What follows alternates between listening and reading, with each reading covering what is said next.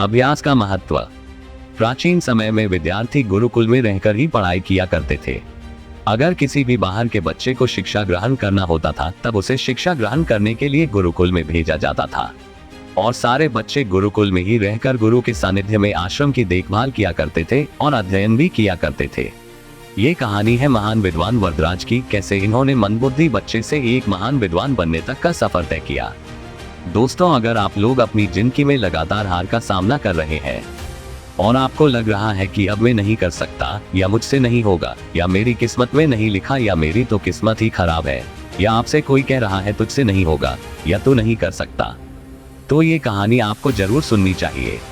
सभी बच्चों की तरह वरदराज को भी शिक्षा ग्रहण करने के लिए गुरुकुल भेज दिया गया। वरदराज वहां आश्रम में अपने साथियों के साथ घुलने मिलने लगा। वरदराज व्यवहारिक तो बहुत था, लेकिन वह पढ़ने में बहुत ही कमजोर था। गुरुजी की कोई भी बात दूसरे बच्चों को आसानी से समझ में आ जाती थी। वहीं वरदराज को काफी मेहनत करनी पड़ती और वो दूसरे बच्चों की तरह कम समझ पाता था। इस कारण सभी के बीच वह उपहास का कारण बनता था और फिर गुरुजी वरदराज को आगे की पंक्ति में बैठाकर विशेष ध्यान देने लगे और कुछ समय बाद उसके साथ के सारे साथी और दूसरे बच्चे अगली कक्षा में चले गए, लेकिन वरदराज आगे नहीं बढ़ पाया। उसके बाद भी वरदराज ने हार नहीं मानी और शिक्षा को ग्रहण करने की कई बार कोशिश की, जिसमें उसे लगातार असफलता ही हाथ लगी, जिसके कारण गुरुजी जी ने भी आखिरकार हार मानकर उसे बोला, बेटा वरदराज, मैंने सारे प्रयास करके देख लिए हैं, अब यही उचित होगा कि तुम यहाँ अपना समय बर्बाद मत करो, अपने घर चले जाओ और घर वालों की काम में मदद करो।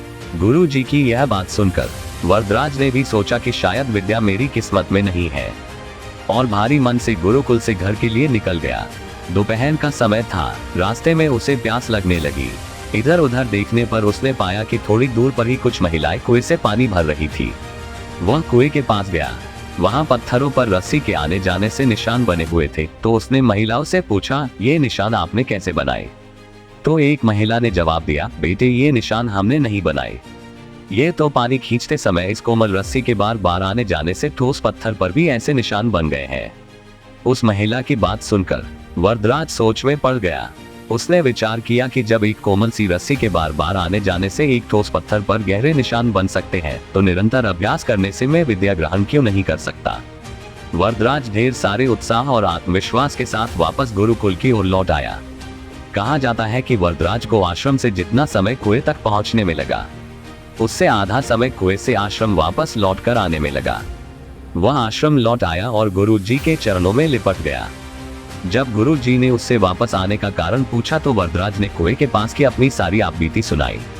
गुरु जी को अब वरदराज के चेहरे पर एक नया आत्मविश्वास दिखाई दे रहा था और वह उसे फिर से पढ़ाने लगे और वरदराज भी अथक कड़ी मेहनत करने लगा।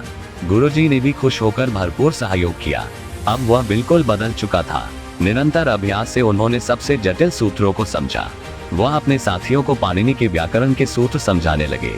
कुछ ही सालों बाद यही मंदबुद्धि बालक वरदराज आगे चलकर संस्कृत व्याकरण का महान विद्वान बना, जिसने लघु सिद्धांत कौमुदी, मध्य सिद्धांत कौमुदी, सार सिद्धांत कौमुदी और गीर्वाण पद मंजरी की रचना की। दोस्तों, अभ्यास की शक्ति का तो कहना ही क्या है। यह आपके हर सपने को पूरा करने की ताकत रखती है। अभ्यास बहुत जरूरी है, चाहे वो खेल में हो या पढ़ाई में या किसी और चीज में। बिना अभ्यास के आप सफल नहीं हो सकते। अगर आप बिना अभ्यास के केवल किस्मत के भरोसे बैठे रहोगे तो आखिर में आपको पछतावे के सिवा और कुछ हाथ नहीं लगेगा। इसलिए अभ्यास के साथ धैर्य, परिश्रम और लगन रखकर आप अपनी मंजिल को पाने के लिए मेहनत करते रहें और कभी हार नहीं माने। बस खुद पर विश्वास रखें और अपने सपनों को पूरा करें। दोस्तों, ये कहानी आपको कैसी लगी कमेंट बॉक्स में बताएं और अपने दोस्तों के साथ शेयर करें।